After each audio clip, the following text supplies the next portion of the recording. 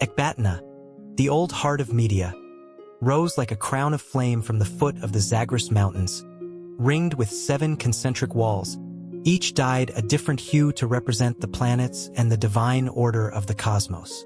In its innermost circle, where the fire temples burned day and night without ever surrendering to wind or rain, a child was born into stillness and heat. Her name would not be known to the kings of the earth until it was far too late to forget it. She was called Azenith, and she was a daughter not of a throne, but of fire. Her birth was whispered, not announced. Among the Magi, the caste of priests who governed the flame, prophecy, and purification rites of Zoroastrianism, women did not rise.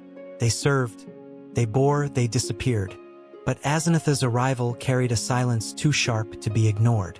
Her mother died in labor, her first cry silenced by the roar of wind that swept through the temple halls on the very day of the winter solstice. The high flame in the temple of the sacred radiance flickered, not extinguished, but trembling, a sign that many read as ill fortune and a few as omen. Her father, himself a grand firekeeper, said nothing. He held the child, stared into her gaze that seemed not newborn but ancient, and he wept. Not because he had lost a wife, but because he sensed, somehow, that in her tiny lungs the breath of gods had curled. Azenith grew among rituals, chants, and stone. Her first steps were taken beneath frescoes of Ahura Mazda, her first words spoken during the recitation of the Gathas.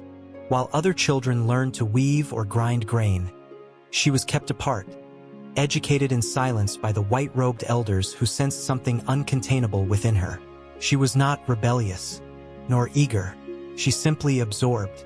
She listened to wind through mountain passes as though it spoke in verses. She watched the ash of sacred fire rise and fall like the breath of the earth itself. Her world was governed not by law, but by pattern, smoke, sun, wind, voice, the invisible grammar of existence.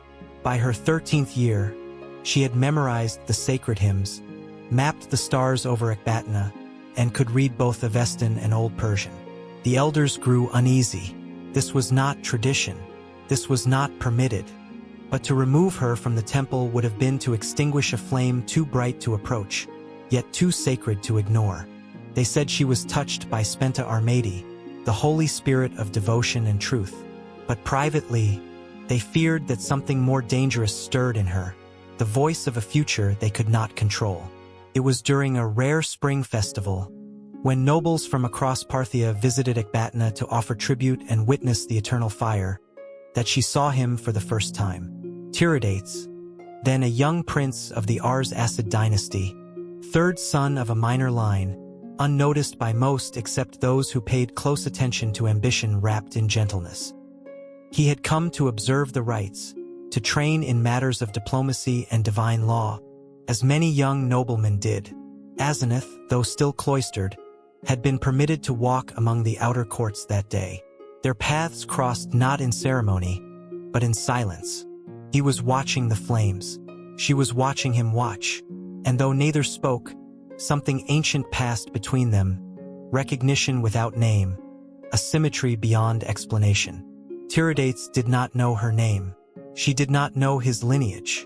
But both felt the faint tremor of the earth shifting beneath their feet, as if the ground itself knew that destinies had collided. The weeks that followed were marked by observation. Azenith, ever silent, began appearing more often in the outer courts when he was there. Tiridates, instead of following the other nobles to the city's pleasures, lingered near the temple grounds, drawn by something he could not name. They never spoke. They didn't need to. For in a world ruled by performance and noise, their shared silence was louder than any proclamation. The high firekeepers noticed. They issued veiled warnings. Azenith was forbidden from leaving the inner sanctum, but the flame had already caught.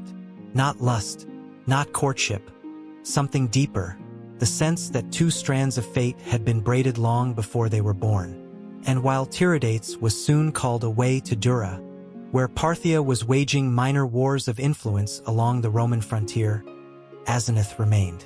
Yet her thoughts now burned not only with hymns and visions, but with the memory of a gaze that saw her not as an ornament of ritual, but as something equal, even essential. Years passed. Parthia changed. Kings died. Brothers betrayed brothers, and Tiridates, once considered an afterthought in the royal line, found himself elevated by misfortune and necessity. His brother Vologases, now king of kings, sought to extend Parthian influence into Armenia, the perennial chess piece between Rome and the East. The king knew that sending a loyal but independent-minded prince, one tempered by fire and educated in devotion, would appear less threatening than military occupation. And so Tiridates was offered Armenia, not in conquest but in inheritance. He accepted, but with a single request, that he be permitted to return to Ecbatana, alone. No record survives of their reunion, but whispers tell of a meeting beneath the oldest cedar near the Temple of Twilight, where Azenith had waited in vigil each solstice since his departure. They say she did not weep, and neither did he. Instead, they sat in silence as the firelight licked the sky behind them, and made no vows. What needed to be said had long since been written into the fabric of their being. When he rose to leave, she followed, not as a bride, not as a consort, but as a guide. Armenia was cold, not in climate but in welcome. The people, bruised by generations of imperial tug-of-war, did not trust Parthian rule. Roman gold still greased the fingers of nobles, and suspicion lingered in every fortress and market. Tiridates arrived not with legions, but with scholars, priests, and emissaries. Yet resistance brewed. Azenith, who had never lived outside the sacred symmetry of the temple, now walked among soldiers and spies. But she did not shrink. She listened, observed, and began to understand the silent language of politics. It was she who recognized the pattern in the unrest, the subtle hand of Roman governors in Cappadocia fueling dissent. It was she who suggested that Tiridates not respond with force, but with pilgrimage, to visit the ancient Armenian shrines, to offer tribute not as conqueror, but as supplicant. She insisted that humility, when genuine, held more power than conquest. And Tiridates, bound not only by love but by faith in her insight, agreed. The move stunned the local populace. A Parthian prince kneeling before the tombs of Armenian kings? Lighting candles in native temples? Speaking in local dialects? Offering prayers at pre-Zoroastrian altars? It was not submission. It was strategy shaped by soul. And it worked. The people began to soften. The nobles wavered. But Rome watched and grew nervous. In the year 58, Rome acted. Gnaeus Domitius Corbulo, one of their most capable generals, marched east with orders to restore a Roman puppet to the Armenian throne. Tiridates, though beloved, could not match Roman steel. His forces fractured. His allies fled. And Azenith, in the midst of the retreat, was separated from the main caravan. In the confusion, she vanished. The official records claim nothing. Some say she was taken by Roman scouts, others that she fled into the mountains. Tiridates, retreating to Parthia, was told only that she had not been seen since the fall of Artaxata. He did not sleep for 3 days. Vologases urged him to prepare for war, but Tiridates, consumed by silence and the absence of the one voice that gave him clarity, withdrew, not just from court, from everything. Back in Ecbatana, the flames continued to burn. But in one chamber of the temple, a younger priestess lit a single secret candle, not in mourning, but in faith. For even though the world believed Azenith lost, her fire had not yet gone out, and neither had her story. The mountains that bordered Parthia and Armenia held their own kind of silence, a silence not born of reverence or peace, but of erosion, of centuries crumbling beneath the weight of ambition and ash. It was here, in the jagged ravines and wind-scoured passes of the north, that Tiridates retreated after the Roman incursion. The proud city of Artaxata lay in ruins behind him. The sacred fire temples darkened. The crown of Armenia scattered in the snow like a promise broken in mid-ceremony. His army, battered and betrayed, no longer sang the anthems of conquest. Their banners were torn, and their prince walked among them not as a king displaced, but as a man disarmed of purpose. But it was not Rome's legions that had undone him. It was absence. The caravan that had carried Azenith had vanished in the chaos of retreat, last seen weaving through the slopes as smoke swallowed the horizon. Scouts returned with scraps of rumor. A fire struck on a mountain trail, a plume of red dust, a cry muffled in stone. Tiridates scoured the region for days with no sleep, no armor, no command. Only a whisper of her name on his lips. His captains watched in silence as the man they had followed through court and campaign became a shadow, refusing wine, counsel, or sleep, as though his soul had turned inward, searching through its own corridors for a light it could no longer find. By the time he returned to Ctesiphon, Parthia's grand capital, his hair had begun to gray, not from age, but from the weight of grief made formal by failure. The court greeted him with cold ritual. Vologases, king of kings, greeted him as a brother, but his eyes held calculation, not warmth. Tiridates had been chosen to claim Armenia not merely as a brotherly gesture, but as a political buffer, a move of imperial chess to offset Roman advances. His failure had cost the empire both prestige and leverage. But what troubled Vologases more than the military loss was Tiridates' silence. He would not speak of what had happened in Armenia beyond strategy and terrain. He did not speak of Azenith, though his sleep was broken and his prayers lengthened into hours of motionless kneeling. Those closest to him whispered of trance-like vigils, of strange chants carried from the high temples of Ecbatana, of visions he would not name. Yet Tiridates did not seek the throne anew. He did not lobby for reinforcements. He did not ask for a second chance. He simply disappeared from court. In a villa outside Ecbatana, Tiridates withdrew from politics. He took no concubines. He granted no audiences. Instead, he turned inward.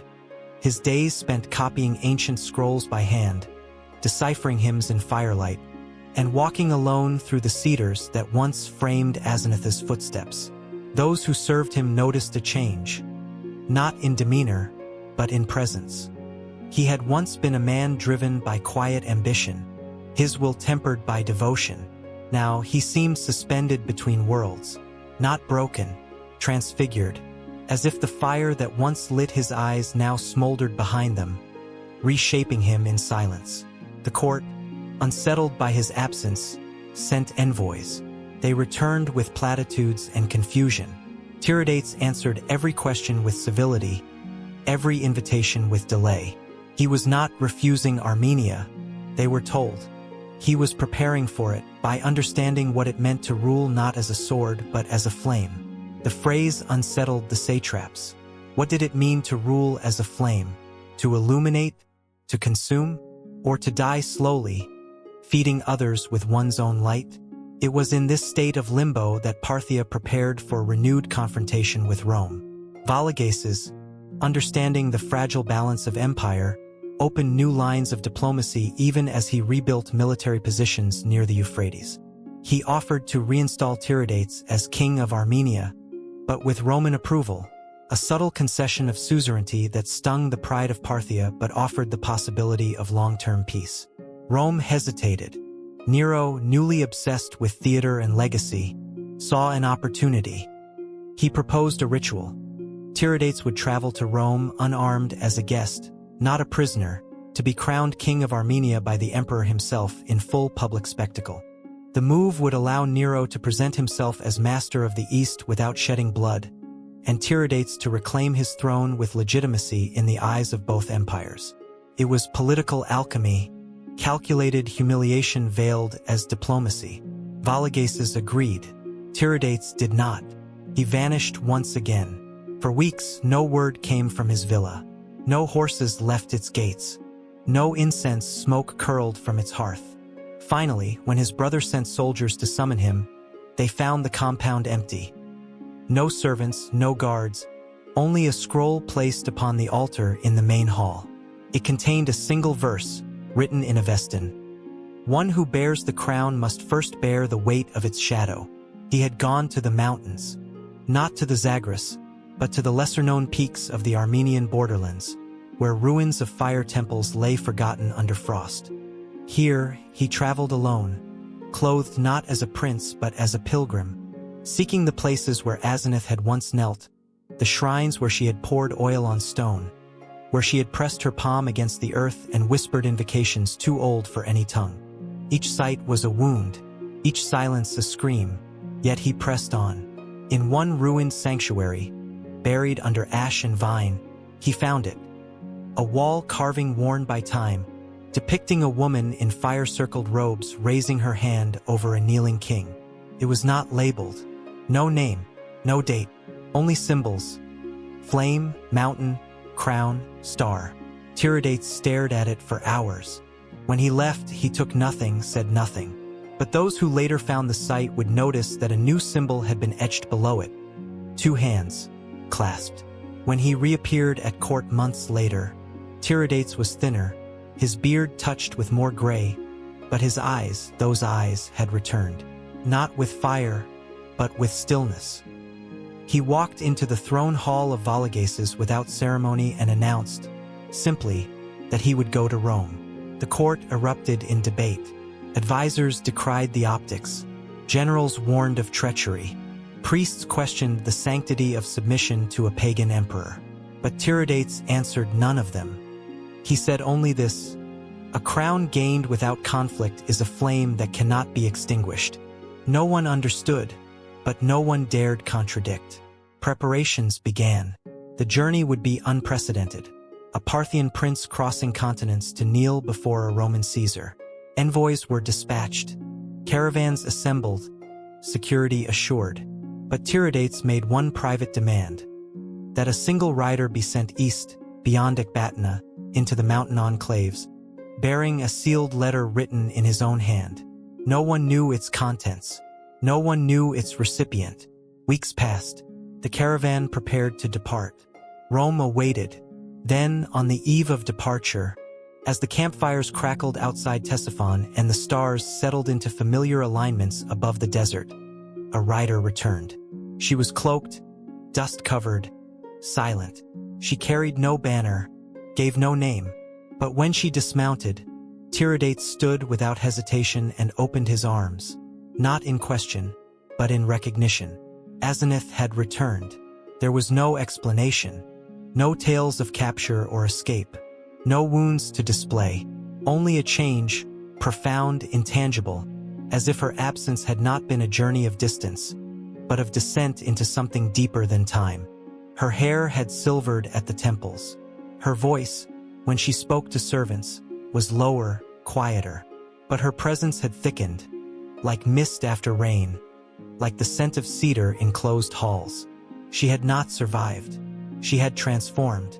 She did not join the main caravan. Instead, she rode ahead, alone, scouting the path as she always had, not as queen or consort, but as the eye of the unseen. In towns and temples, in forests and ruins, her appearance left an imprint. Stories began to bloom like wildflowers.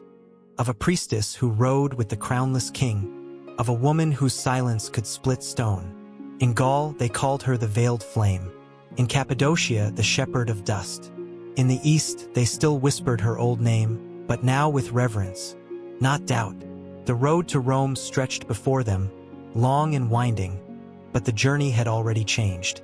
Tiridates would bow before Nero.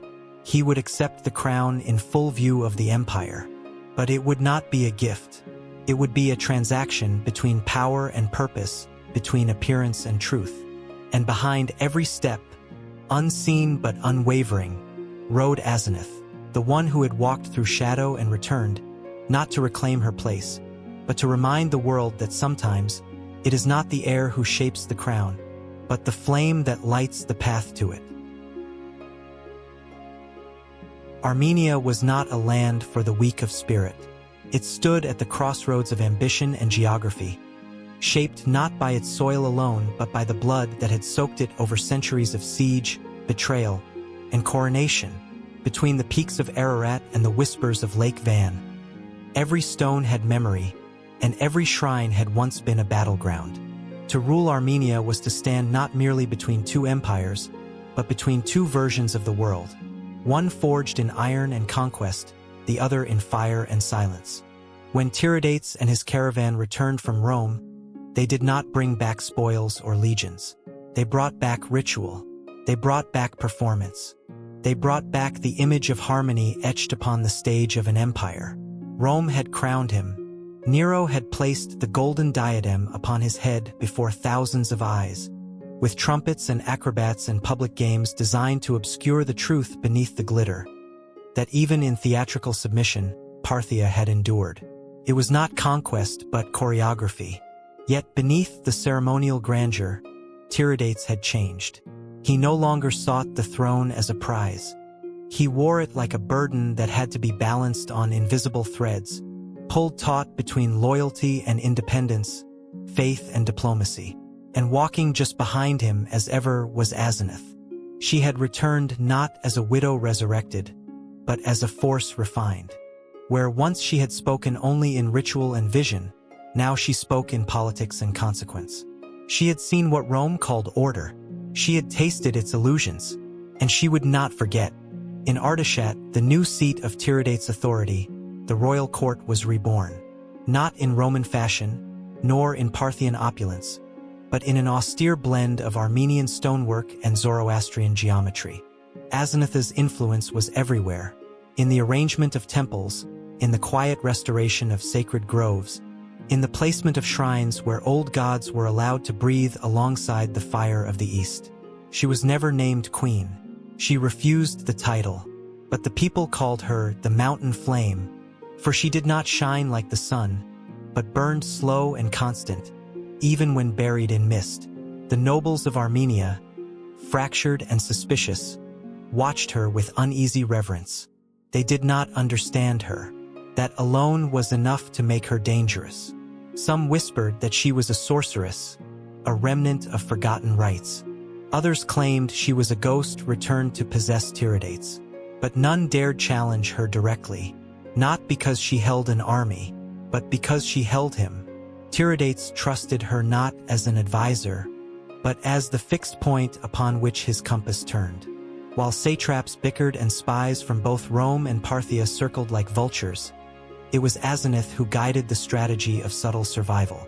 She insisted that Armenia must not act as a prize, but as a mirror, one that reflected back the gaze of both empires without revealing its own intent. She wove networks of loyalty not through coin, but through ritual. Local chieftains were invited to fire ceremonies where the old gods were honored alongside Zoroastrian chants.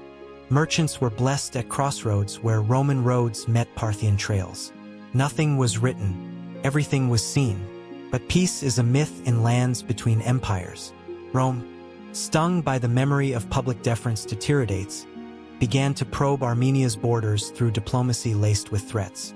Parthia, unwilling to appear weakened by compromise, urged Tiridates to resist any overtures from the west.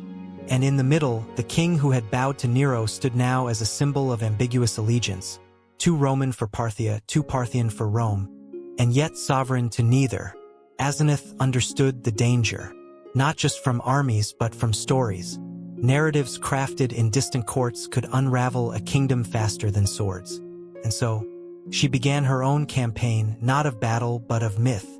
She traveled through the highlands and villages, always veiled, always quiet, appearing in markets and temples with no escort but firebearers and children.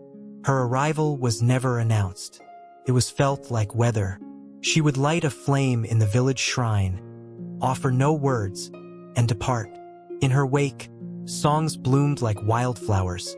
Tales of the flame walker, the woman between thrones, the spirit of Armenia returned. Even those who had never seen her began to believe they had. Memory was seated in silence. But myths, once planted, grow in many directions. And not all are loyal. In the southern border province of Sophene, a Roman-backed noble named Gaius Varazes began to rise. Born of a mixed Armenian-Roman household, he spoke the tongue of both empires and wore their symbols as armor. He preached stability under Roman law, accusing Tiridates of double-dealing, of dragging Armenia into Eastern mysticism and backward rituals. He called Azenith a poison, a priestess who held the crown hostage under the veil of prophecy. His words stirred the young, the restless, the ones who saw in Rome not tyranny but future. Tiridates hesitated. Diplomacy was fragile. A direct move against Varazes could rupture everything. Yet the nobles' influence grew.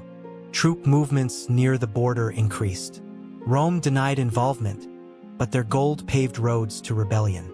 The crown sat heavier with each passing moon. Azenith did not hesitate. Under darkness, she departed Artishat with no ceremony, traveling south with a small band of flamekeepers and messengers.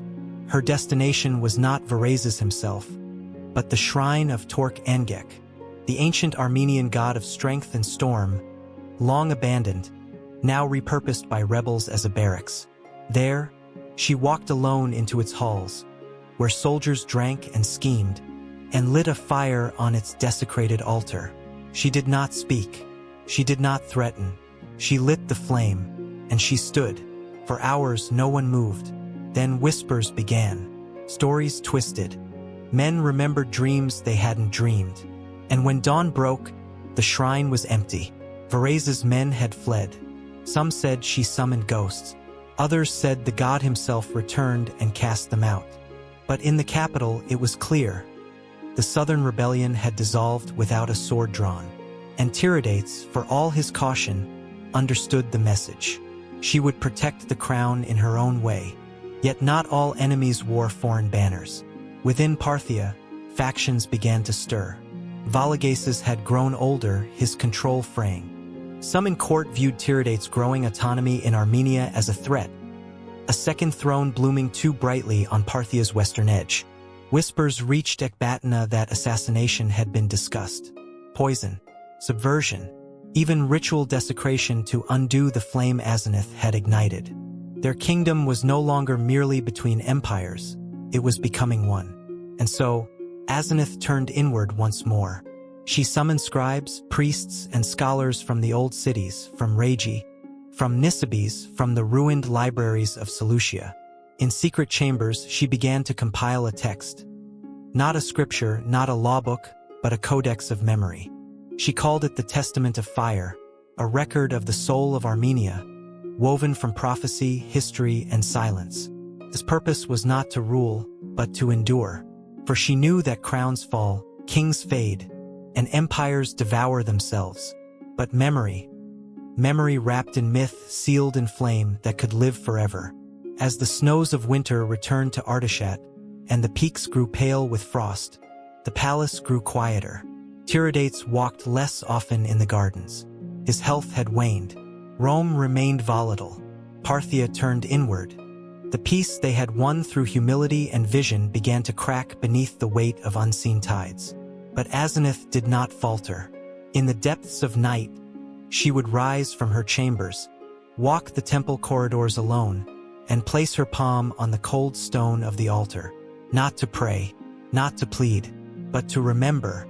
She remembered the child born in the inner fire of Ecbatana. She remembered the boy who had watched the flame instead of the dancers.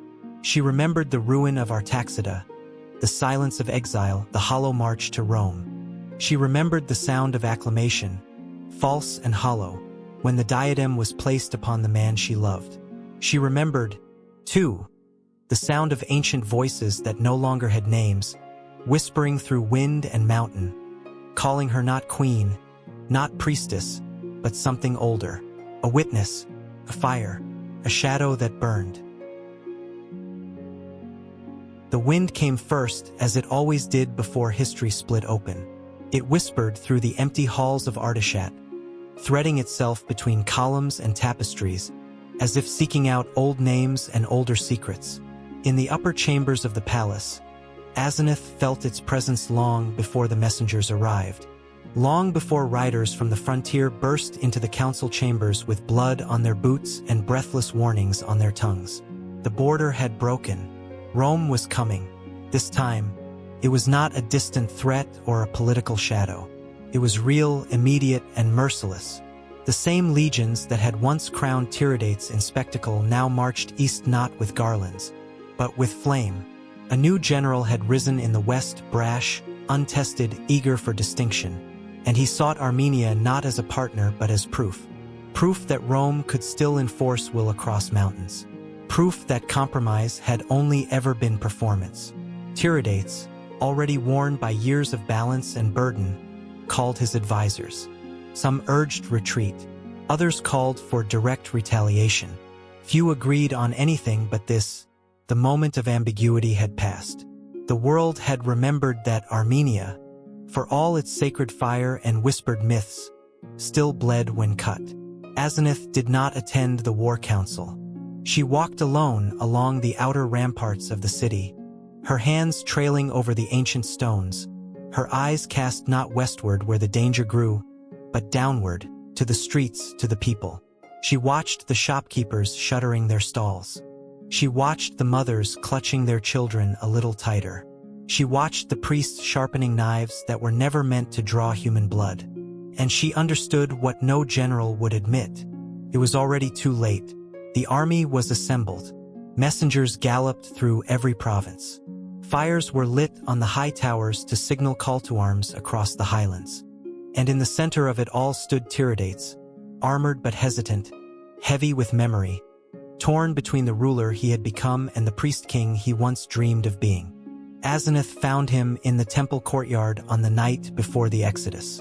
He stood with his hand pressed against the base of the eternal flame, eyes closed, lips unmoving. She did not speak. She did not need to. The silence between them was a cathedral. By dawn, the royal caravan had been divided.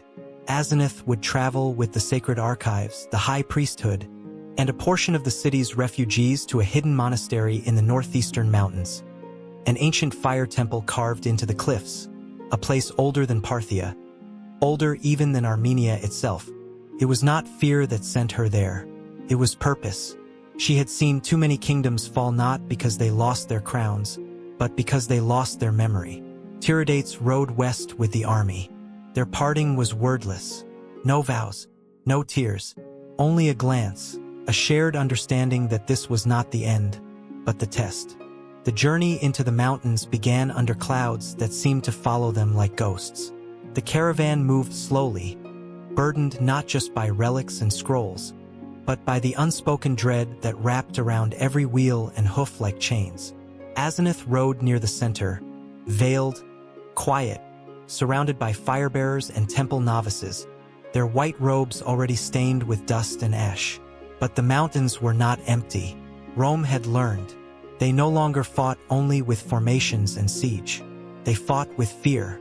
Scouts were sent ahead to intercept. Paths were watched, routes sabotaged. On the third day of ascent, just past a narrow gorge where the stone narrowed into a throat, they struck. It was not a battle. It was an unmaking. Arrows fell like rain. Screams echoed through the cliffs. Horses reared, carts tumbled, and the sacred relics spilled across the rocks like spilled blood.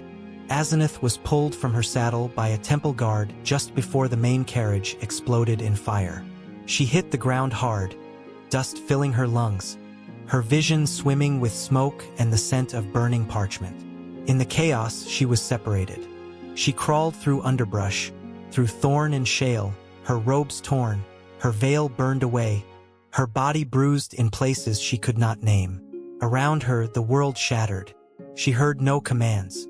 She saw no formation, only fragments, bodies, fire, hooves, cries cut short.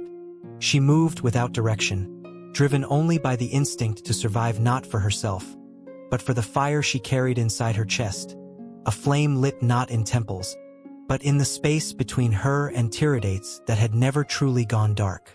When the smoke cleared and the echoes ceased, the mountains returned to silence. She awoke at the edge of a ravine, her arm broken, her lips cracked, her body shaking with cold. The sky was red with dusk, and the wind howled through the stones like mourning. There were no banners, no guards, no path. She was alone. Days passed, or perhaps it was weeks. Time lost meaning. She drank from shallow creeks, wrapped herself in scraps of burned cloth, and fed on roots and silence. She built no fire. Fire, she knew now, was not for warmth. It was for calling. and she was not ready to be found. Her nights were filled with visions of the shrine of Torque Angek collapsing into sea, of Tiridates kneeling before a faceless emperor, of her own face reflected in pools of blood that would not dry. But she did not break. She remembered the teachings of her childhood. The verses not taught in temple but whispered in corners, the ones about descent, about the journey into darkness before the return to light. They had never been metaphors. They had been maps. And so she walked, one step, then another, north, then west, then nowhere at all. In a hidden cave, she found remnants of an old Zoroastrian altar, crumbled, defiled, but not forgotten. She cleaned it with her torn sleeve. She sat beside it and sang a verse she had not spoken in years. Not for gods, for herself. And then one night the fire came, not lit by her hand, not summoned by chant. It rose from the ground itself, from beneath the stones, from within her bones. A spark at first, then a blaze, not to consume but to remind that the flame did not live in the temple. It lived in her. She returned to the world not with armies, not with proclamations, but with presence. A traveler found her first, a shepherd boy who swore she stepped from the mist like a dream. Then came a caravan, seeking lost relics, who claimed she read the wind like scripture. Word spread. The flame walker lives. The veiled one returns. The priestess who survived the fire. But she did not seek court. She did not seek Tiridates. Not yet. She wandered, village to village, temple to ruin, not to rule, to awaken. She spoke little, but wherever she went, flames burned cleaner. Children dreamed brighter, and old songs returned to tongues thought silenced. Far away, Tiridates heard the whispers. He did not believe at first, could not, but when the stars realigned and the dreams returned, he knew. Not hope, knowing. The flame had not fallen. It had descended, and it was rising again. Dust rose with every footfall, not in clouds but in veils, fine, weightless, almost sacred. It clung to walls, to olive trees, to the bones of empires that had once shouted in marble but now whispered in crumbling silence. Along the forgotten roads of Armenia and Parthia, a figure moved unseen, not cloaked in royal procession or temple ceremony, but in the stillness of memory and the endurance of belief. Azenith had returned to the living world, but she did not reclaim a throne. She reclaimed a purpose. Her body still bore the echoes of fire and stone. The scars hidden beneath her robe were not wounds, but cartography. A map of descent and survival etched into flesh by time, betrayal and the cruelty of conquest. She did not ride a chariot or command an army. Her power did not announce itself. It breathed. It waited. It listened. The land she returned to was no longer the land she had left. Armenia was fractured. The Roman campaign had come and gone like a storm. Swift, brutal, and never fully committed. It had taken cities, burned temples, then withdrawn. Not in victory, but in confusion, leaving behind scorched valleys and frightened allies. Rome had tasted something in Armenia it could not digest. Not resistance, not defeat, something subtler, presence it couldn't name, a voice it couldn't silence. That voice now walked again among the living. Azenith arrived in Rhegiana at dusk, unnoticed. The town had been a waypoint for Parthian merchants, now reduced to whispers and ruin.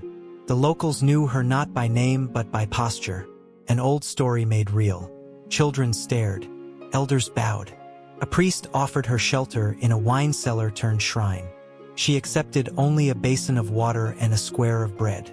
Her prayers were silent, her presence louder than banners. From Rhegiana she moved east, never staying long. Her steps drew a path that would become legend. They said crops grew taller in her shadow, that old fires relit themselves when she passed, that widows saw their dead in dreams the night she slept nearby. But Azenith sought no awe. Her purpose was not myth. It was remembrance.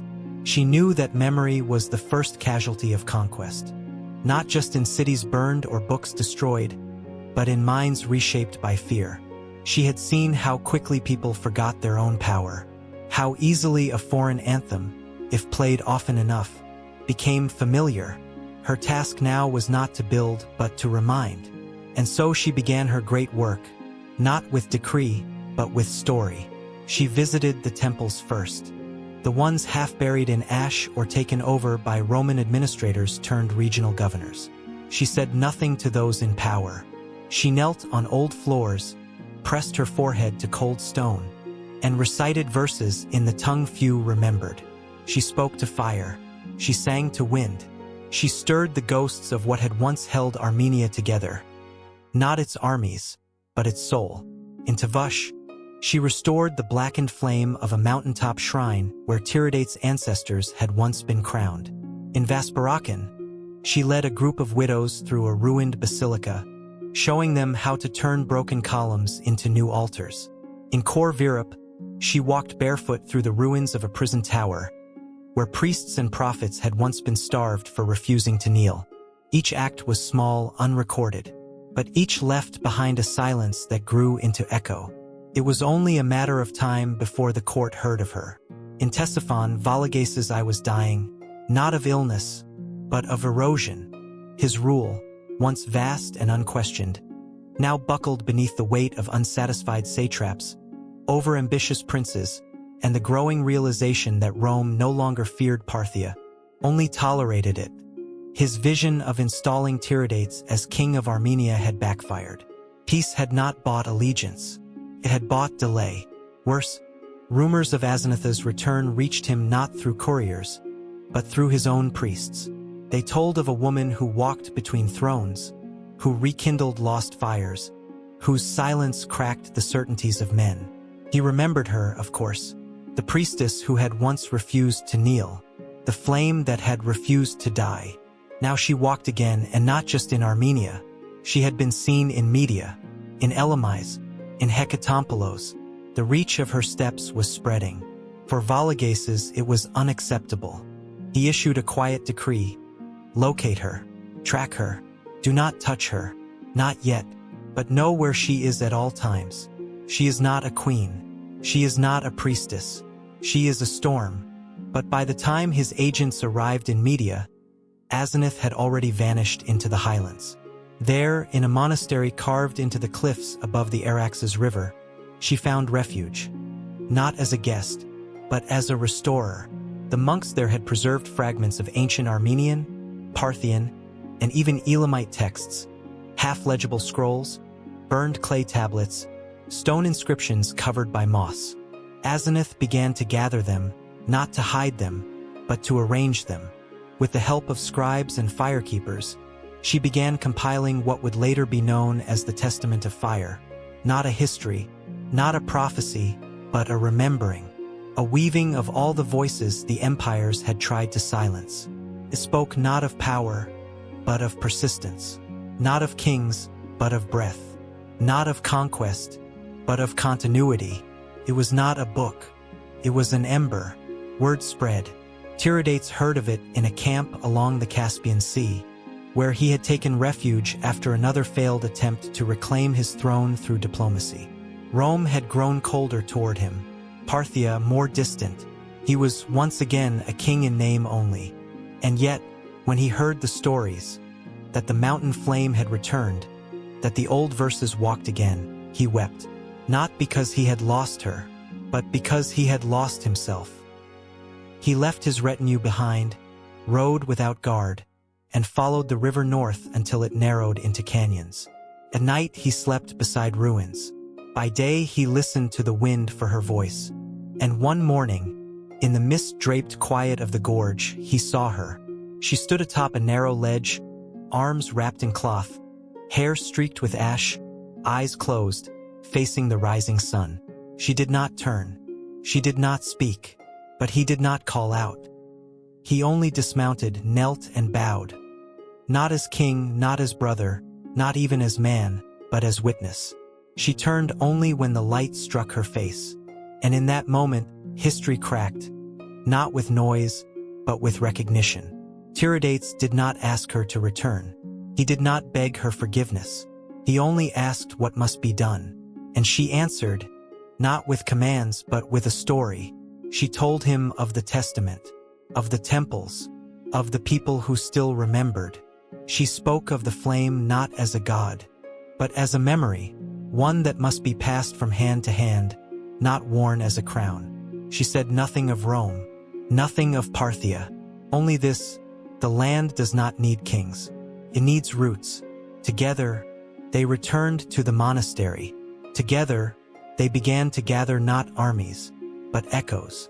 And in the dark, beneath the weight of fallen crowns and faded banners, something new was kindled. Not a kingdom, but a remembering. The summons came as expected, though it arrived with no seal and no signature, as if Rome had decided that its name alone was too heavy to be carried by parchment. The messenger did not speak.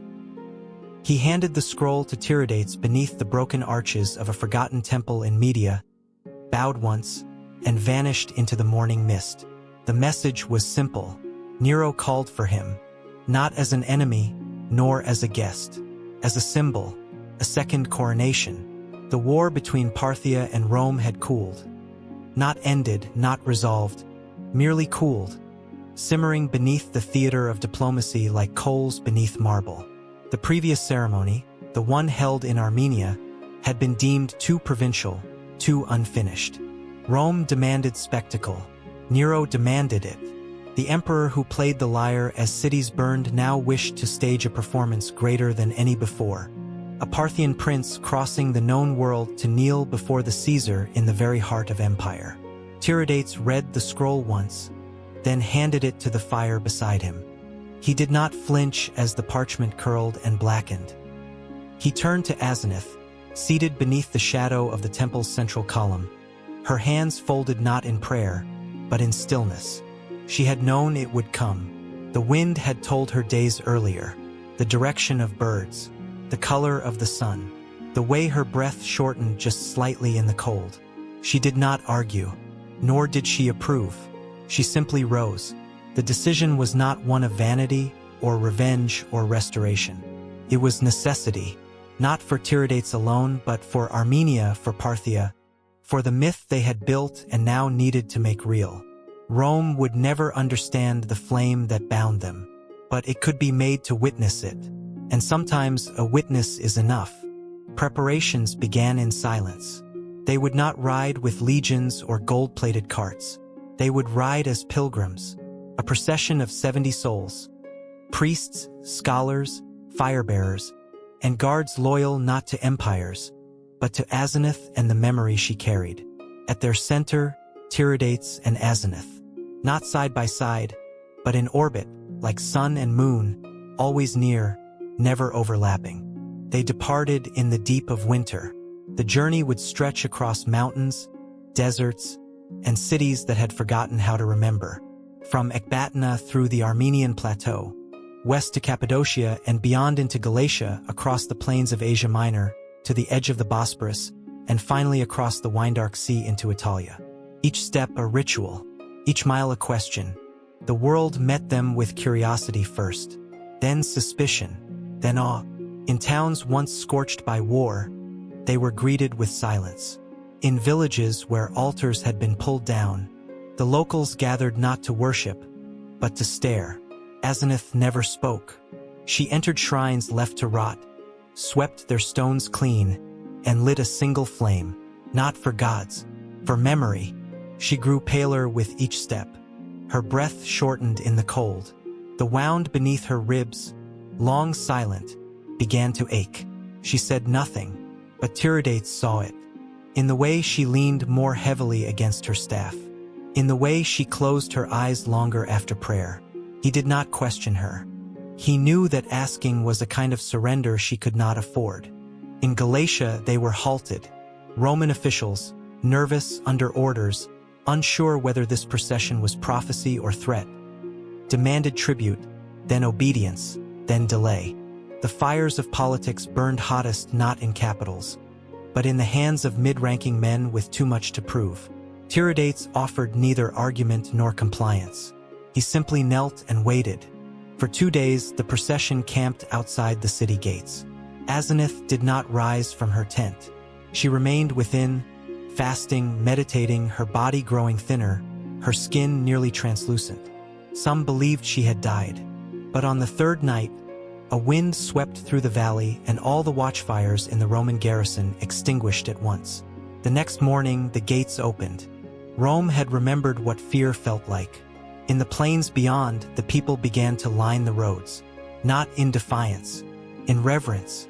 Word had spread, not of the prince, of the woman behind him, the one who whispered to flame, who walked without throne or sword but commanded silence from the earth. Some called her goddess, others ghost, a few merely mother, but she was neither. She was memory wearing flesh.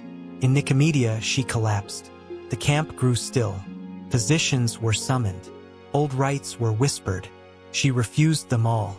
She called instead for a basin of cold water and a handful of earth. Alone in her tent, she washed her hands and pressed them to the soil. Her breathing slowed, then steadied. She emerged the next morning cloaked in white, and the procession resumed. Crossing the Bosporus, Tiridates stood on the prow of the lead ship, eyes fixed westward. Rome awaited. The horizon shimmered not with promise, but with performance. He knew what was expected. Submission veiled as diplomacy, deference framed as ceremony. But he also knew something had shifted. He was no longer a prince seeking coronation. He was a man bearing witness to something larger than empire. And she was the flame that made it visible. They arrived in Neapolis first, then made their way north. At every stop, the crowds thickened. Azenith did not wave. She did not speak. She simply walked, head high, breath slow, as if the very streets of Italy were sacred ground that needed reminding. When they reached Rome, the city trembled. Nero had prepared a spectacle unlike any before. Banners unfurled, gold scattered from rooftops. Musicians, dancers, gladiators, and priests filled the streets like a river of noise and color. The Forum was transformed into a theater of gods. But even among the marble and trumpet fanfare, a strange tension gripped the city. As if, beneath all the celebration, something holy was entering. Not in triumph, but in judgment. Tiridates was led to the base of the Capitoline Hill, where a throne had been built for Nero, wreathed in olive branches and silver lions. The emperor sat in full regalia, face painted, eyes gleaming with performance. Tiridates bowed, but not in subjugation. He bowed as one flame bows to another. Nero placed the crown upon his head, but no cheers followed. All eyes had turned to Azenith, standing at the edge of the crowd, veiled in white, unmoving. And in that moment, even the wind held its breath, because for all its might, Rome had never seen anything like her. Applause echoed through the Forum like thunder trapped between marble walls. The sound was not joy, but instruction. Rome applauded as it had been told to applaud, its cheers rehearsed, its celebration orchestrated. On the Capitoline Hill, beneath golden banners heavy with the weight of empire, Tiridates stood still, crowned not by heaven or ancestry, but by the hand of an emperor who saw the world as stage and himself as its only actor. Nero smiled, not the smile of approval but of satisfaction. The moment had been captured. History would record it.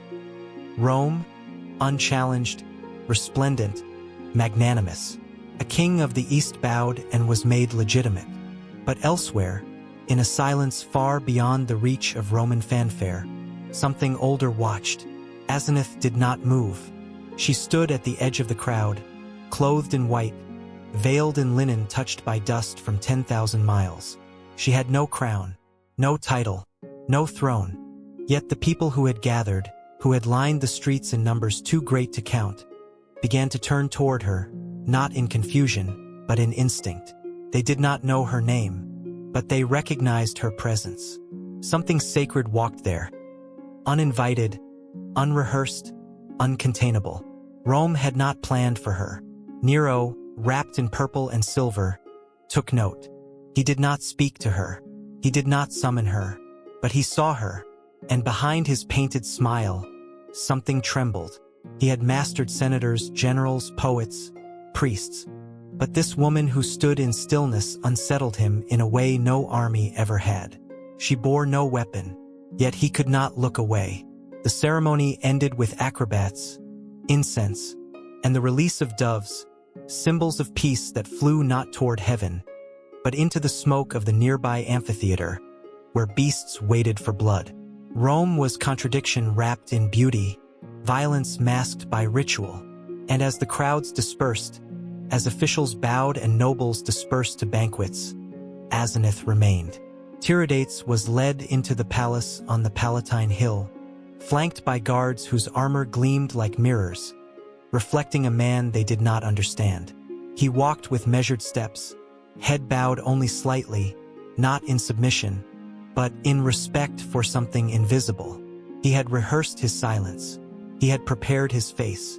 But inside, the roar of memory threatened to rise. He had come not to kneel, but to bear witness. He had come because the world demanded spectacle. But Azenith had come for something else entirely. In the days that followed, Rome feasted. Celebrations spread across the city.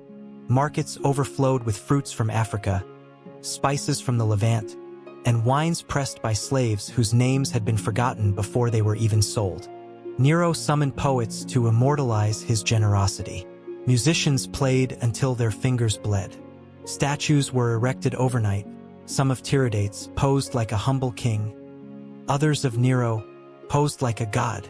But within the golden halls, a different ceremony unfolded. Azenith did not attend the banquets. She walked instead through Rome's shadows, through alleys lined with ash, through courtyards where old gods had been broken and buried beneath new shrines. She visited no temples. She lit no flames, but where she stepped, silence followed. Beggars wept and kissed the hem of her robe.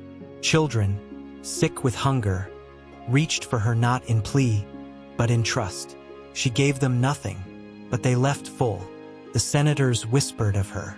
Was she a priestess? A queen? A sorceress? Rome, master of names, could not name her, and that frightened them. In secret gatherings, they asked Nero to act, but he refused, not out of fear, out of curiosity. He summoned her once. The messenger delivered the invitation at dawn, his hands shaking. Azenith took the scroll, read its contents, then burned it without word. She did not attend. That day, the city experienced an eclipse. The sun dimmed, the birds fell silent, and though no blood was shed, Rome held its breath. In the imperial chambers, Nero sat for hours before a mirror, his crown laid beside him, his hands trembling, not from anger, but from the awareness that his empire, for all its splendor, was paper before a flame that refused to burn on command. Tiridates said nothing. He played his part, attended audiences, accepted gifts, spoke blessings in languages no one understood. But at night, he sat alone beneath the stars, his robe removed, his face bare, and when Azenith returned from her walks, they sat in silence, two souls too full of memory to speak. He watched her grow weaker. Her hands, once steady, now trembled when holding a cup. Her steps slowed. Her eyes, though still bright, sometimes stared into distances that did not exist. He asked no questions. She gave no answers. But both knew, Rome was not killing her. The performance was. Each cheer, each lie gilded with ritual, each word spoken in the name of peace but carved from fear. It chipped away at her. She had descended into the earth and returned. But now, surrounded by a world that worshipped illusion, her spirit began to fade. She visited the catacombs, not as a mourner, as a pilgrim.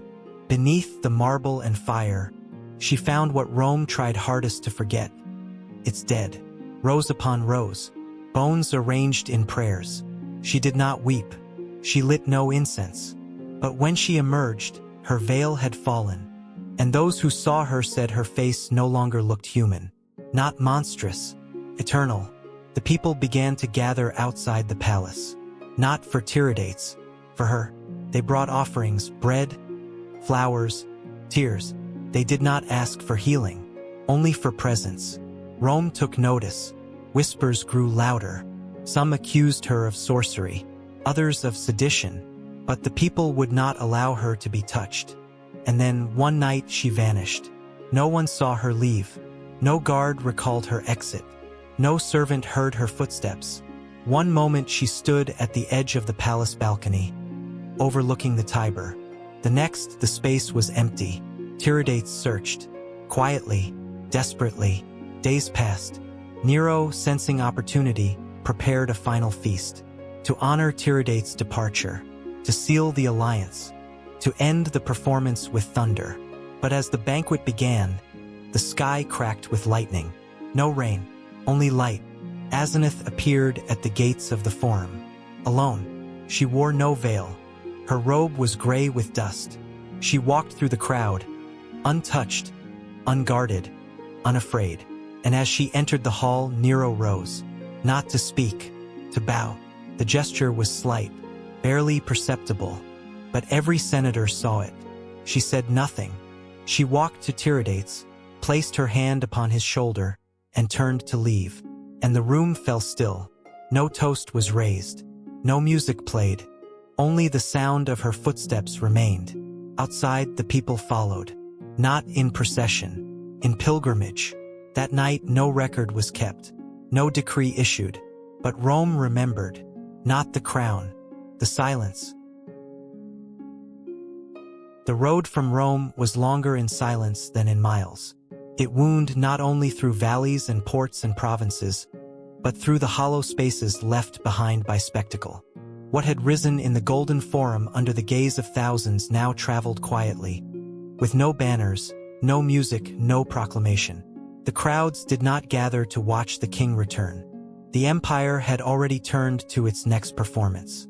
But within the caravan that made its way across the crumbling roads of the Western world, a slower, deeper change was taking shape, unseen by the world, but felt in the breath of every rider. Tiridates rode without armor. The diadem gifted by Nero remained packed in a cedar chest, untouched. He no longer touched it. He no longer needed to. The crown had become an afterthought, a symbol of a bargain struck beneath marble skies. It had given him the appearance of power, but it had taken something else in return. Azenith had not spoken since they left the city. She walked for hours without rest, her feet wrapped in linen stained by the dust of Italy and the blood of her own body.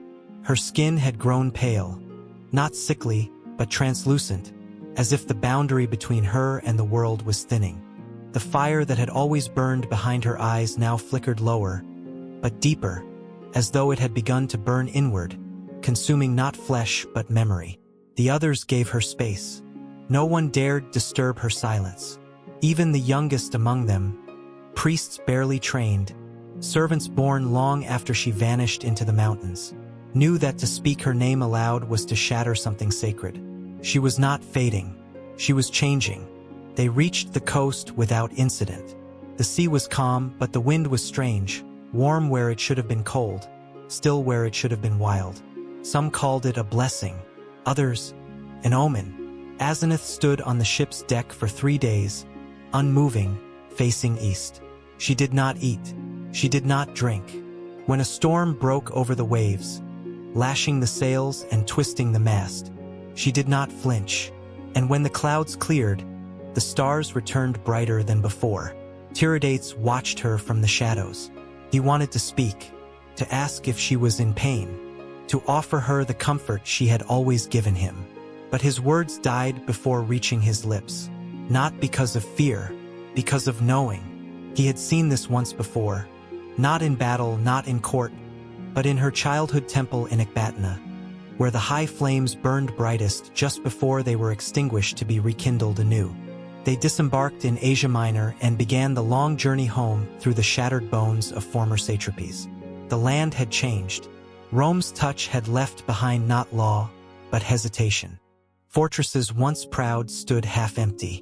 Villages prayed to whatever god offered protection that day. Armenia, still technically his kingdom, remained in a fragile stillness, neither loyal nor rebellious, simply waiting. Each day Azenith grew quieter. Not in voice, she had long abandoned speech, but in presence. Her footsteps left no prints. Her shadow flickered unnaturally in torchlight. Animals no longer feared her. In the mornings, birds gathered near her resting place without song. As though she had entered that rare space between the human and the divine, between breath and wind, between warmth and smoke. She fell only once. In a mountain pass south of Artaxata, her legs buckled without sound. The fire-bearers rushed to her side, but she raised a hand before they could lift her. She remained on her knees for an hour, staring into the dirt as though reading a script written only for her. When she rose again, she left behind a small mark, an incomplete spiral drawn in ash. None knew what it meant, but the wind seemed to carry it away as if in reverence. Tiridates approached her that night, not as king, not as companion, as witness. He stood beside her as she sat by the embers of a fire too small to warm, yet too steady to extinguish. He did not speak, neither did she, but when she turned her gaze to him, the weight in her eyes struck him like an ocean wave, immense, unrelenting, and impossibly tender. She reached for his hand, and for the first time since Rome, he saw her falter. Her fingers trembled as they touched his, not with weakness but with effort, as if anchoring herself to something she had chosen to let go of. He held her hand gently, his own rough from rains and prayer, and for one breathless moment, he felt the rhythm of her pulse, slow, strong, fading. When he closed his eyes, he saw fire not in front of him, but behind his own eyelids. Visions poured in, a temple buried beneath snow, a throne room made of wind, a crown uncut from metal, but from silence, and a woman, barefoot, walking away from time. He opened his eyes, and she had fallen asleep beside the flame. The caravan reached Armenia on the 6th week. The city of Artashata had been cleaned, but not healed. Azenith no longer walked. She was carried, not on a litter, not on a throne, but on a simple wooden platform wrapped in linen. Her hands folded, her breath faint, her face glowing with something not of this world. Tiridates did not host a celebration. He did not address the nobles. He ordered the palace closed to visitors and the temple reopened. For 7 days and nights, he remained at her side as she lay in the sacred chamber where once the kings of Armenia had prayed before war. No physicians were summoned. No rituals were forced. She refused them all with a glance. Instead, she asked for one thing: the scrolls, the testament of fire, incomplete, scattered, carried from monastery to cave during the years of exile, was brought to her bedside. She touched each one briefly, not to read, but to affirm. Then she asked for ink. She wrote only a single line: "When the world forgets, let the silence remember." That night, the flame in the temple dimmed, not extinguished, not starved, just dimmed, and the stars outside, once sharp and cold, blurred into a soft haze above the city. Tiridates stood at the gate of the temple as dawn broke. He felt the shift not in sound, but in air. The change was complete. Azenith no longer breathed, but she was not dead. She had simply stepped beyond breath. No wailing echoed through the halls. No bells rang. Only silence. The silence she had carried her whole life. A silence deeper than mourning. A silence filled with knowing. Tiridates closed the doors and turned to face a kingdom that would never be the same. The sun rose over Artashata without color. It climbed the sky not in glory but in grief, as if the heavens themselves had forgotten how to shine. The air was still. No horns, no prayer chants, no footsteps. The palace remained shuttered. The temple stood closed. And though the city below stirred in its morning routines, everyone knew something had shifted. Not in politics, not in power, but in presence. Azenith was gone. She had not died as a queen. She had not passed as a priestess. Her body remained, but her essence had thinned into the stone, into the firelight, into the silence that filled every corridor. No decree announced it. No procession mourned. And yet, across Armenia, farmers left fields untouched. Merchants lowered their voices. In the mountain shrines, unattended candles burned longer than they should have. The wind carried no scent, only weight. Tiridates did not speak for 3 days. He did not eat. He did not bathe. He remained in the temple chamber where she had taken her last breath, seated on the floor beside the scrolls she had once touched, staring at the place her hands had rested. No one entered. No one dared. The fire in the sacred brazier remained dim, alive, but barely, like breath in winter, like memory. On the 4th day he emerged. He wore no crown. His robe was plain, his feet bare. His hair had grown, streaked with silver that had not been there before Rome. He walked slowly, not as a man in mourning, but as a man who had passed through mourning into something else, an inner landscape where pain was no longer jagged, but smooth and permanent. The court gathered, expecting ceremony. Instead, he gave them silence. They waited for orders. He gave them none. They asked for direction. He raised a hand and they stopped speaking. Instead, he walked the city, alone, from palace to market, from temple to river. The people watched from windows and doorways. Some bowed. Others touched the earth as he passed. No one called his name. No one asked his favor. He gave none. He only walked. That night, he returned to the temple. He knelt before the eternal flame, and for the first time he spoke aloud. Not to the gods, to her. What he said would never be recorded. No scribe was present. No witness dared approach. But the next morning, the fire blazed again. Taller, brighter, steady. And Tiridates began to rule. Not with decrees. Not with spectacle. With restoration. The palace was opened, but the throne room remained empty. He held court in the gardens, seated beneath olive trees. Disputes were heard without pomp. Foreign emissaries were received without gold or feasts. He rebuilt the broken temples, not in the image of Parthia or Rome, but in the form Azenith had once shown him. Open-air sanctuaries where wind could pass, where silence could echo, where memory could live. He returned the testament of fire to the monastery where it had been born, under the care of the fire-bearers who had followed her. He ordered it never to be rewritten, never to be edited. Its pages were to age with the land, its ink to fade only as long as the people forgot. When asked who would teach it, he said only this: "Let those who remember teach those who forget." The nobles resisted at first.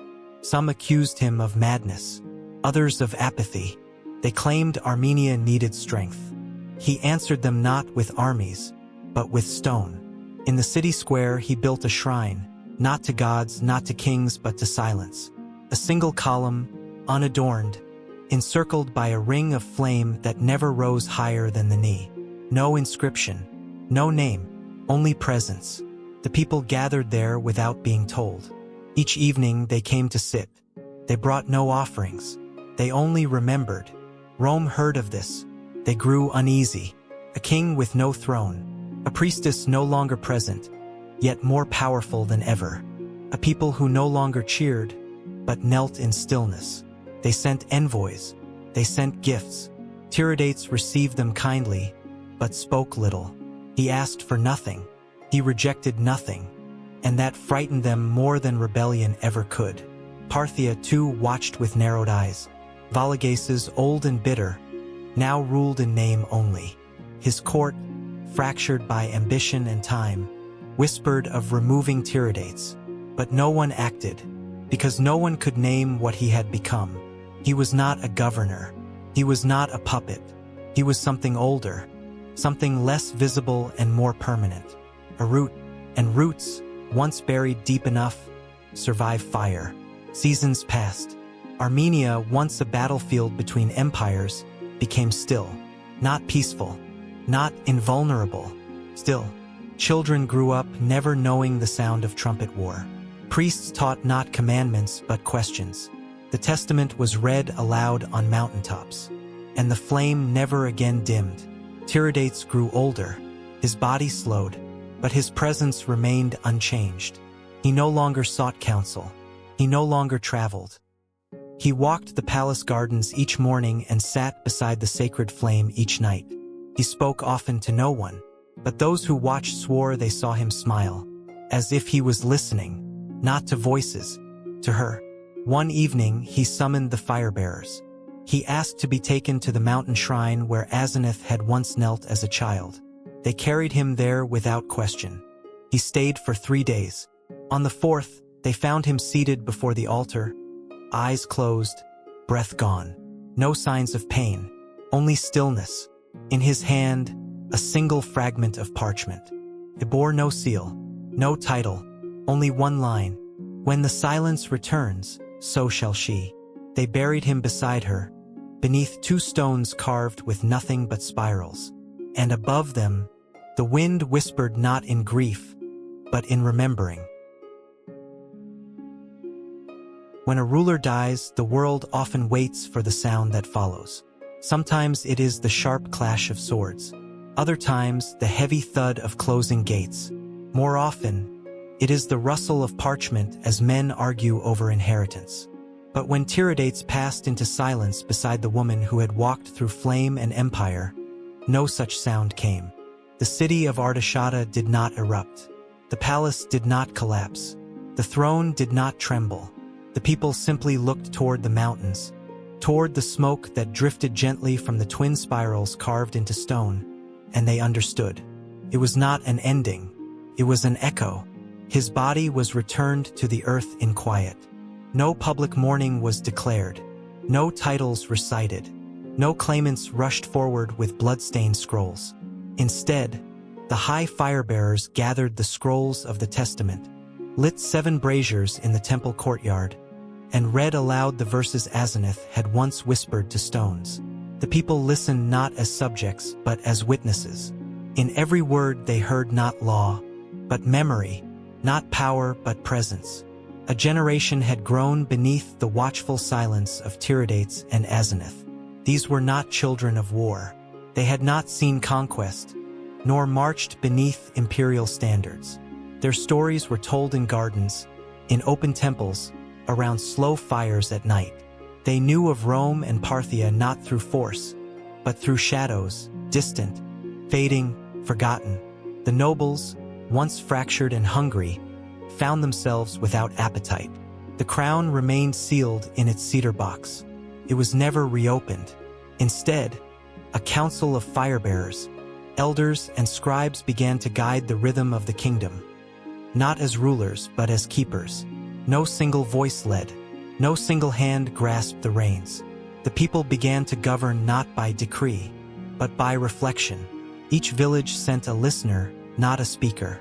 Each dispute was met not with punishment, but with silence. The wisdom Azenith had once carried in her gaze now spread like seeds in the wind, germinating in hearts, in hands, in homes. The temple became not a center of power, but a school of remembering. Children learned to read by copying the testament. They learned to speak by listening. They learned to lead by walking the same roads Azenith had once wandered, barefoot and veiled, gathering the fragments of a land too often trampled and too rarely tended. No armies were raised, no borders drawn, but Armenia held, not because of walls but because of roots. When Rome sent envoys, they were received without ceremony. When Parthia sent tribute, it was quietly redirected to repair aqueducts or rebuild shrines long buried in soil. There were no alliances. There were no rebellions. There was only stillness, and in that stillness, strength. Travelers from far lands came seeking answers. They expected temples of gold. They found children tending gardens. They expected crowns. They found spirals carved in stone. They expected sermons. They found songs. Some stayed, others left, but all carried something away with them. A sense that there existed a place not ruled by fear or desire, but by memory. A place where a king had chosen silence over spectacle. Where a woman had walked through empire without bowing to it. A place not of saints, but of stories. And the stories grew. In the northern villages, they said Azenith had never died, that she had become wind, and sometimes appeared in the early morning mist, guiding lost shepherds home. In the eastern valleys, they told of Tiridates' shadow still wandering the gardens, whispering counsel to those who listened with their breath and not their ears. In the capital, every seventh day, people gathered around the twin stones. No rituals, no sermons, just silence. Children learned to sit in it. Elders learned to weep in it. And in that silence, the kingdom breathed. Years passed, then decades. The world changed. Rome fell into its own madness. Parthia split and reformed. New powers rose. New banners flew. But Armenia endured, not as a throne, not as a line of rulers, but as a breath between empires. Foreign chroniclers, puzzled, recorded Armenia as a quiet land with no known sovereign, yet with a unity that cannot be explained. No wars erupted from it. No prophets emerged. But those who fled war, those who lost memory, those who could no longer find themselves in the noise of kings and gods, these came and found home. 100 years after Azenith's last breath, a scroll was discovered beneath the floorboards of the old temple. It bore no author. It was not written in royal ink or sacred glyphs. Only charcoal. Only one line. When the silence returns, we will remember who we are. They copied it onto the stone gate of the city, not as warning, as welcome. No crown had ruled in a century, but the kingdom was reborn with every breath. High above the river valleys, where clouds move slowly and wind walks with gentler feet, there stood a temple carved not by kings, but by time. It had no name on maps, no gate adorned in gold, no priests in robes of crimson or blue. It lay half-buried beneath a shoulder of the mountain that once watched over Artashata, wrapped in mist, touched by sun, worn smooth by generations of hands that built without fanfare and worshipped without spectacle. They called it the temple beneath the mountain, but no one knew who had laid the first stone. There were stories, of course. There were always stories. That Azenith herself had once climbed these slopes in her youth, before the wars, before the flames. That she had rested here one afternoon, after walking without sleep through 3 provinces. That she had whispered a blessing into the soil, and where her breath touched, the first spring emerged. That when Tiridates fell ill in his final days, he had asked to be brought here, not to be healed, but to listen. And that, after they both passed, the people returned. Not to bury, not to mourn, but to begin. They came not in procession but in 2s and 3s. Masons, shepherds, widows, children. They brought no blueprints, no relics, no divine instruction. Only memory. And in that memory, they began to shape something permanent. The walls were laid with stones carried on the backs of those who believed. Not slaves, not servants, those who remembered. Each stone placed with a name, each joint sealed with a prayer not to gods but to the silence between names. The temple had no altar. Instead, at its center, a single flame, no taller than a child's knee, fed each morning by the youngest among them, not with oil but with breath, a custom that remained unchanged for centuries. They built no statues. Instead, they carved spirals into the pillars, quiet echoes of the twin stones that marked where Azenith and Tiridates had been buried. No inscriptions, no likenesses, only curves, reminding all who entered that legacy is not a line, but a return. Pilgrims came from far lands, some from broken cities, others from empires still drunk on conquest. They asked for doctrine. They were given silence. They asked for miracles. They were handed a broom. They asked for answers. They were offered questions. And in time, most stayed. Not because they understood, because they no longer needed to. The caretakers of the temple did not call themselves priests. They wore no titles. They answered to no hierarchy. They swept the steps. They tended the gardens. They lit the flame. And when asked who they served, they simply said, the remembering. Every 7th moon, they walked to the village below and read from the Testament. Not all of it, just one line. And then they returned. The people did not celebrate these readings. They did not applaud. They listened. And then they worked, harvested, repaired roofs, taught children, planted trees, lit lamps, and in those small actions, the teachings of Azenith endured, not in stone, but in rhythm. The world outside changed. Rome fractured, then burned. Parthia vanished beneath its own weight. New maps were drawn, new gods crowned, but no one conquered the temple beneath the mountain, because no one could find a reason to. It had no gold, no armies, no land worth seizing, only stillness, and in that stillness a resilience sharper than steel. Scribes from distant courts came to document the phenomenon. They returned home with blank pages, because when they asked for history, the caretakers offered a meal.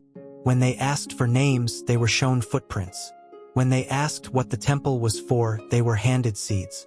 In the high chamber beneath the sloped roof, there hung a single bell. It was never rung. Its sound was reserved for a moment that had not yet come. No one knew what that moment would be, only that it would not be declared by decree or war or revelation. It would come like breath, like Azenith had come, like Tiridates had served, and like silence had endured. In the late seasons, as leaves yellowed and light grew thick with age, a new generation took its place among the fire-bearers. Their faces were different, their tongues unfamiliar, but their hands held the same care, their eyes the same listening. One girl, small and quiet, began to trace spirals on the stone steps during chores. No one taught her, no one stopped her. An old woman, sweeping ash from the outer walk, saw her work and smiled. The shape was not perfect, but the memory was. That night, the flame flickered higher, not with drama, with continuity, and in that flicker, the temple breathed again. The kingdom was not ruled, it was remembered, and the remembering had only just begun. There are crowns that gleam with jewels, crowns that weigh upon brows heavy with empire, and crowns that change hands through fire and betrayal. But then there is another kind, one never forged in metal, never claimed by force, never lifted by hand. A crown made of silence, carried not on the head, but in the breath between generations. This is the kind Azenith wore, and when she stepped from the world, she did not pass it on. She left it in the air, for anyone willing to listen. Generations passed, and yet, the temple beneath the mountain remained. Seasons folded into one another with the patience of stone. Leaves fell where footsteps once echoed. The pillars held their spirals like secret languages, unread by most, understood by few. Children were born beneath them, some never asking where the shapes came from, others tracing them with fingers for reasons they could not explain. But none came for the temple.